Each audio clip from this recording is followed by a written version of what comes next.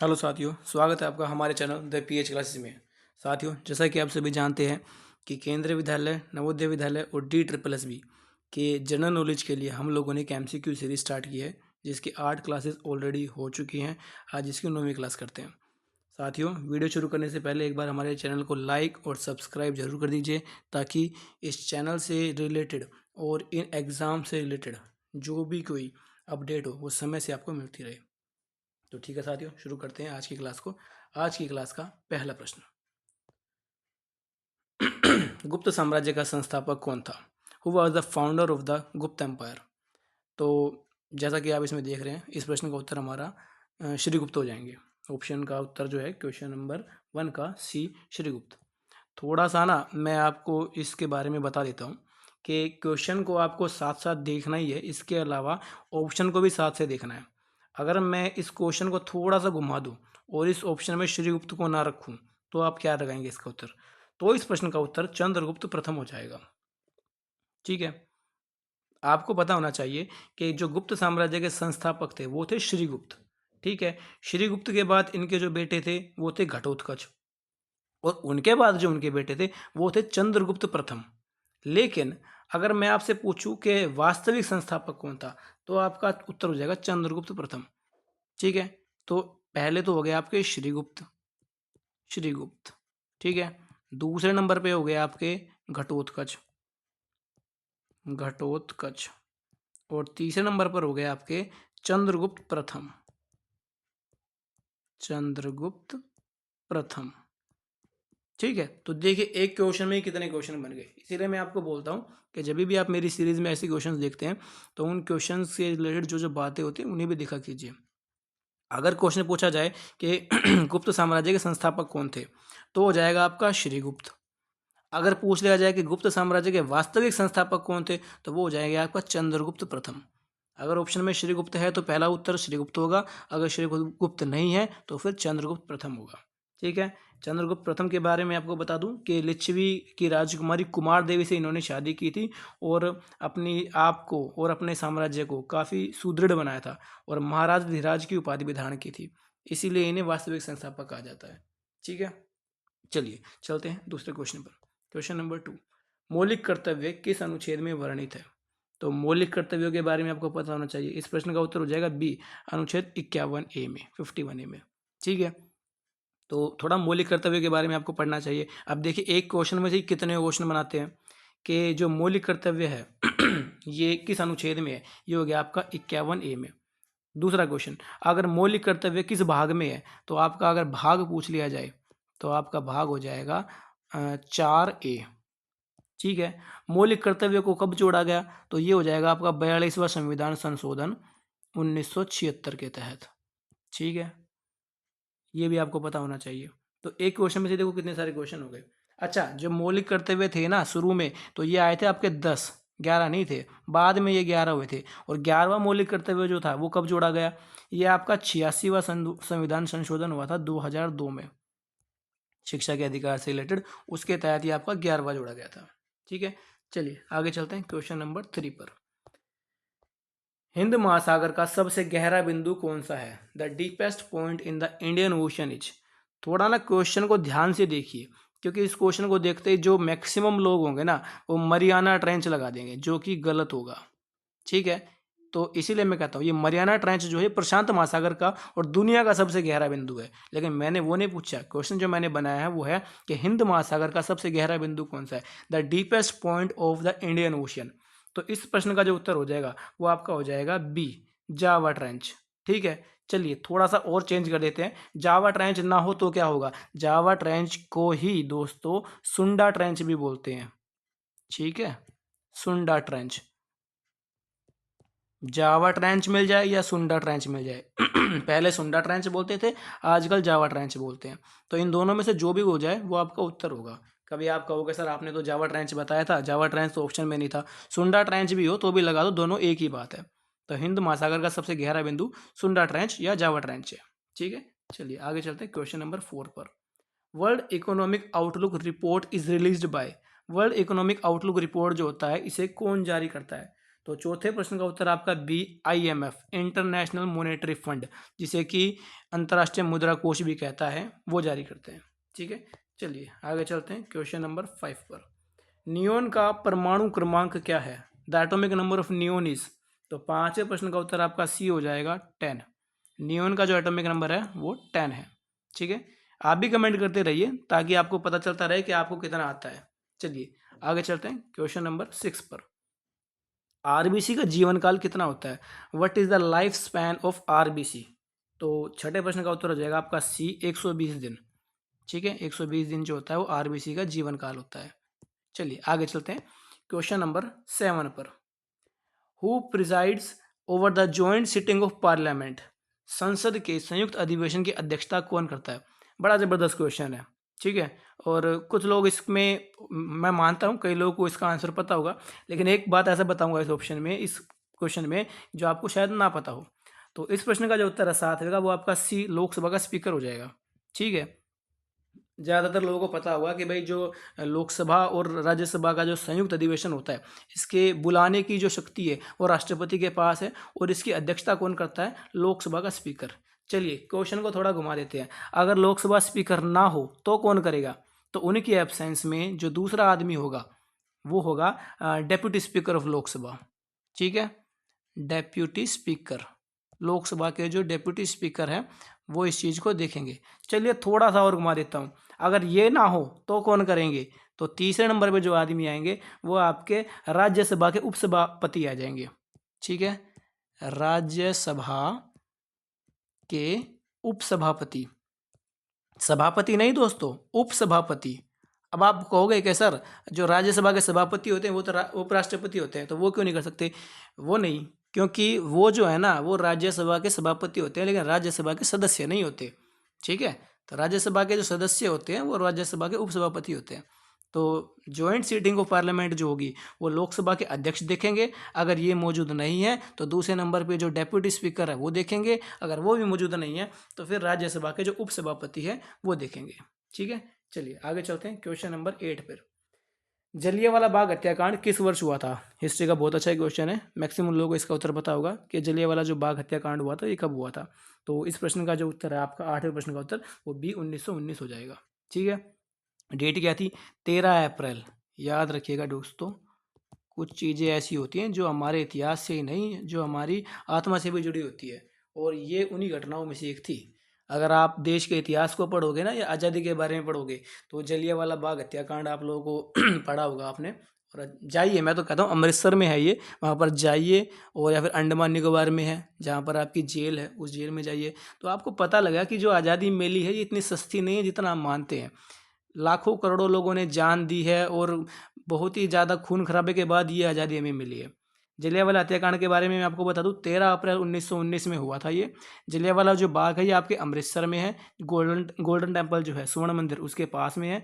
अच्छा, general Dyer आप लोगों ने सुना हुआ, इन्होंने ही गोलियां चलवा दी थी यहाँ पर, जनरल डायर के बारे में। ठीक है, तो जनरल डायर जो थे इनकी वजह से जलियांवाला बाग हत्याकांड हुआ था। चलिए आगे चलते हैं क्वेश्चन नंबर 9 पर। दुनिया का सबसे बड़ा रेगिस्तान कौन सा है? ठीक है, which is the largest desert in the world? तो 9वें प्रश्न का उत्तर आपका बी सहारा हो जाएगा। ठीक है, अच्छा अगर गर्म पूछे तो सहारा हो जाएगा भाई, अगर सबसे ठंडा पूछे ना तो उसका उत्तर अलग है। ठीक है, सबसे ठंडा जो है वो अंटार्कटिका है, क्योंकि वो भी आपका रेगिस्तान ही है। आप लोग ना ऐसा मत सोचिए कि रेगिस्तान पूछ रहे हो तो गर्मी वाला ही होगा, या फिर आपका गर्म एरिया जो जहाँ मिट्टी होती है वही होता है। नहीं, ठंडा भी जो होता है उसको भी रेगिस्तान ही बोलते हैं। तो इस प्रश्न का उत्तर जो सबसे बड़ा रेगिस्तान है ये आपका सहारा हो जाएगा। ठीक है, जो कि उत्तरी अफ्रीका में फैला हुआ है, और 92 लाख वर्ग किलोमीटर तक का इसका एरिया जो है वो मैं आपको बता देता हूँ। 92 लाख वर्ग किलोमीटर, इतना बड़ा इसका एरिया है। ठीक है, थोड़ा सा एक रेगिस्तान इंडिया पाकिस्तान में भी आता है, थार, ये भी आपको पता होना चाहिए थार रेगिस्तान के बारे में। चलिए आगे चलते हैं क्वेश्चन नंबर 10 पर। किस क्षेत्र को तृतीय क्षेत्र कहा जाता है? Which sector is known as the territory sector? तो इस प्रश्न का उत्तर आपका हो जाएगा सी सर्विसेज, सेवा क्षेत्र। ठीक है, थोड़ा सा आपको प्राइमरी सेक्टर, सेकेंडरी सेक्टर और टेरिटरी सेक्टर तीनों के बारे में पता होना चाहिए। ठीक है, हम बात करते हैं पहले प्राइमरी सेक्टर की। ठीक है, प्राइमरी जिसको कि पहला जो है, और फिर आपका हो जाएगा दूसरा सेकेंडरी, सेकेंडरी, और तीसरा आपका जो हो जाएगा ये हो जाएगा आपका सेवा क्षेत्र। ठीक है, तो पहले तो प्रश्न के हिसाब से चलते हैं कि सेवा क्षेत्र में आता क्या क्या है। भाई सेवा क्षेत्र में आपका बैंकिंग, स्वास्थ्य, परिवहन, संचार, मनोरंजन सब कुछ आता है। मेनली आप इसमें हेल्थ को रख लीजिए बेशक से, फिर इसमें आप बैंकिंग को रख लीजिए। ठीक है, ये सारी चीज़ें इसके अंदर आती है। आपका ट्रांसपोर्ट भी होता है इसमें ही, ट्रांसपोर्ट। ठीक है, प्राइमरी में क्या क्या होता है, प्राइमरी में जो आपका प्राथमिक क्षेत्र जो होता है ना, जो कि वो आएगा इसमें आपका खेती होगी, एग्रीकल्चर जिसको बोलते हैं। ठीक है, इसके अलावा आपका फिशिंग होगी, मछली पालन जो है, फिशिंग भी इसी के अंदर आता है। ठीक है, इसके अलावा आपकी डेयरी होगी, जो भी डेयरी हो, और आपका फॉरेस्ट्री हो गई, फॉरेस्ट्री ये भी इसी के अंदर आता है। और सेकंड में क्या आता है, मैन्युफैक्चरिंग। ठीक है, मैन्युफैक्चरिंग।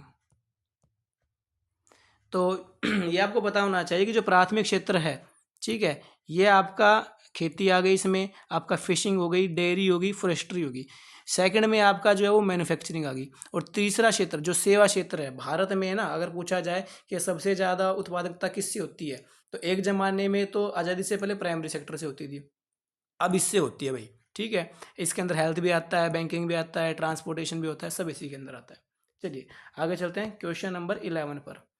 H2SO4 का केमिकल फॉर्मूला जो है ये किसका है, किसका रासायनिक सूत्र H2SO4 है। तो 11वें प्रश्न का उत्तर आपका सी सल्फ्यूरिक एसिड हो जाएगा भाई। ठीक है, सल्फ्यूरिक एसिड जो है इस प्रश्न का उत्तर है। चलिए आगे चलते हैं क्वेश्चन नंबर 12 पर। Which part of the plant performs transpiration, पौधे का कौन सा भाग वाष्पोत्सर्जन करता है। तो 12वें प्रश्न का उत्तर सी लीफ हो जाएगा। ठीक है, चलिए आगे चलते हैं क्वेश्चन नंबर 13 पर।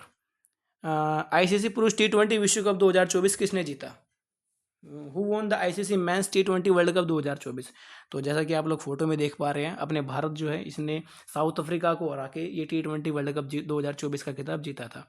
ठीक है, रोहित शर्मा इसमें कप्तान थे, और इसी के बाद में रोहित शर्मा और विराट कोहली इन दोनों ने ही संन्यास ले लिया था T20 से। चलिए आगे चलते हैं क्वेश्चन नंबर 14 पर। Union budget 2025-26 was presented on, केंद्रीय बजट 2025-26 किस तारीख को पेश किया गया। 14वें प्रश्न का उत्तर आपका बी 1 फरवरी 2025 हो जाएगा भाई। ठीक है, चलिए आगे चलते हैं क्वेश्चन नंबर 15 पर। हड़प्पा सभ्यता मुख्यतः कैसी थी। 15वां क्वेश्चन हड़प्पा सभ्यता से रिलेटेड। इस प्रश्न का उत्तर आपका बी अर्बन हो जाएगा, शहरीकरण। ठीक है, थोड़ा सा हड़प्पा सभ्यता के बारे में देख लेते हैं अब। ठीक है, हड़प्पा सभ्यता को सिंधु घाटी सभ्यता भी कहते हैं, एक तो आपको ये पता होना चाहिए, सिंधु घाटी सभ्यता। ठीक है, दूसरा इसे कांस्य युगीन सभ्यता भी बोलते हैं, कांस्य युगीन सभ्यता, क्योंकि इसमें ना कांसा था उस जमाने में, लोहा वगैरह नहीं था इस टाइम पे। ठीक है, तो सिंधु घाटी सभ्यता कहते हैं क्यों, क्योंकि यह सिंधु नदी और उसकी सहायक नदियों के किनारे विकसित हुई थी। इसे हड़प्पा सभ्यता भी कहते हैं क्यों, क्योंकि इसका जो पहला स्थल था ना वो हड़प्पा के नाम से ही खोदा गया था 1921 में दयाराम साहनी के द्वारा। ठीक है, दयाराम साहनी के द्वारा 1921 में इस क्षेत्र की खोज की गई थी। ठीक है, इसकी कुछ विशेषताएं भी थी, अपना नियोजित नगर, जल निकासी, कृषि, व्यापार, शिल्प, ये बहुत सारी चीज़ें थी। तो हड़प्पा सभ्यता के बारे में आपको ये सब बातें पता होनी चाहिए। ठीक है, चलिए आगे चलते हैं क्वेश्चन नंबर 16 पर। भारत में सर्वाधिक वन क्षेत्र किस राज्य में है। Which state has the highest forest cover, area wise ध्यान रखिएगा दोस्तों। अगर एरिया वाइज मैं आपसे पूछूं तो इस प्रश्न का उत्तर आपका ए मध्य प्रदेश हो जाएगा।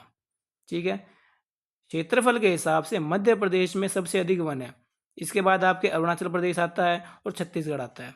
ठीक है, लेकिन अगर इसी क्वेश्चन को घुमा दूं और परसेंटेज के हिसाब से पूछ लूं कि जी बताओ परसेंटेज के हिसाब से, प्रतिशत के हिसाब से सबसे ज़्यादा वन क्षेत्र कहाँ पर है, तो फिर आपका उत्तर मिजोरम हो जाएगा, मिजोरम। ठीक है, क्योंकि जो मिजोरम है ना इसमें आपका 84.53% जंगल क्षेत्र है, वन क्षेत्र जिसको बोलते हैं। ठीक है, इसके बाद आपका अरुणाचल प्रदेश और मेघालय आ जाएगा। तो अगर एरिया वाइज पूछ लिया जाए तो आपका मध्य प्रदेश हो गया, और परसेंटेज वाइज पूछ लिया जाए तो आपका मिजोरम हो गया। इन चीज़ों को याद रखिएगा। चलिए आगे चलते हैं क्वेश्चन नंबर 17 पर। एमएसपी रिफर्स टू, एमएसपी का मतलब क्या है भाई। 17 प्रश्न का उत्तर हो जाएगा आपका बी मिनिमम सपोर्ट प्राइस। जब सरकार कोई भी फसल उगती है ना तो एमएसपी जो होता है वो पहले से बता देती है। आप लोगों ने दिल्ली में देखा होगा कि किसान इकट्ठे हुए थे एमएसपी के लिए, तो एमएसपी का रेट बढ़वाना चाहते थे वो लोग। तो जैसे मान लीजिए गेहूँ है या कोई गन्ना है, तो इनकी अगर अकाल पड़ गया या कुछ भी कोई आपदा आ गई, तो इनका जो मिनिमम प्राइस होगा ना वो सरकार पहले से ही बता देती है, और उसी को एमएसपी बोलते हैं कि ये तो सरकार देगी ही देगी किसानों को। ठीक है, चलिए आगे चलते हैं क्वेश्चन नंबर 18 पर।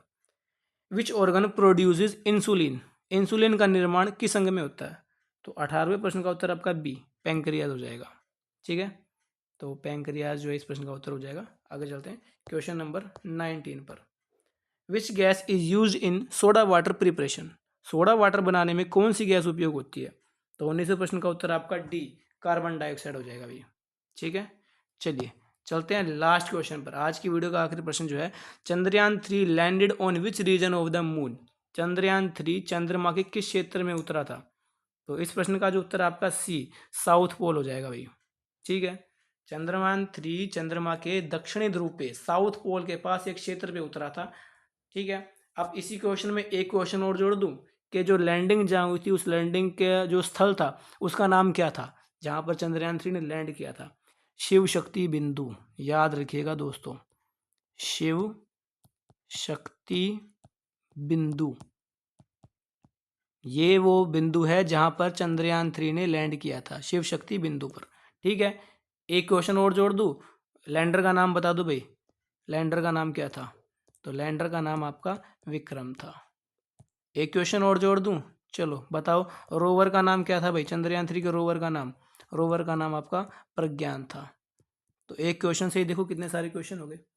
तो साथियों इन क्वेश्चंस को ना ऐसे ही ना पढ़ के थोड़ा सा इनके बारे में और देखते रहिए और कमेंट जरूर करते रहिए। आज की वीडियो में इतना ही, थोड़ा कमेंट करते रहोगे ना तो आपको पता लगता रहेगा कि हमें कितना आता है। केवल वीडियो देखने से काम नहीं चलता, एक टेस्ट भी देना होता है एक प्रकार से। तो आप वीडियो को पॉज करके और इसके अनुसार अपने टेस्ट दे सकते हो। और हमारी पिछली सारी वीडियोस को देखिए, जीके सीरीज़ को, और उसमें ना जो भी टॉपिक आप देख रहे हैं, जैसे कि चंद्रयान वाला टॉपिक, इसके अलावा आपका लोकसभा का टॉपिक, इसके अलावा आपका हड़प्पा का टॉपिक, मौर्य काल का टॉपिक, ठीक है, दिल्ली सल्तनत का टॉपिक, ये कुछ क्वेश्चन और टॉपिक ऐसे हैं जो लगभग लगभग सभी पेपरों में आते हैं, और इन्हीं में से क्वेश्चन आता है घुमा फिरा के। तो इन सबको आप देखिए और इनसे रिलेटेड जो भी क्वेश्चन हो इन्हें पढ़िए। ठीक है साथियों, तो हमारी इस वीडियो में, आज की वीडियो में इतना ही। उम्मीद करता हूँ आपको हमारी ये सीरीज़ अच्छी लग रही होगी। मेरी ये पूरी पूरी कोशिश है कि जब तक आपका एग्ज़ाम आएगा तो आपके पास 400 से 500 क्वेश्चन का क्वेश्चन बैंक होना चाहिए जीके के लिए। तो उम्मीद करता हूँ आपको ये वीडियो अच्छी लग रही होगी। आज की वीडियो में इतना ही, मिलते हैं साथियों अगली वीडियो में। धन्यवाद।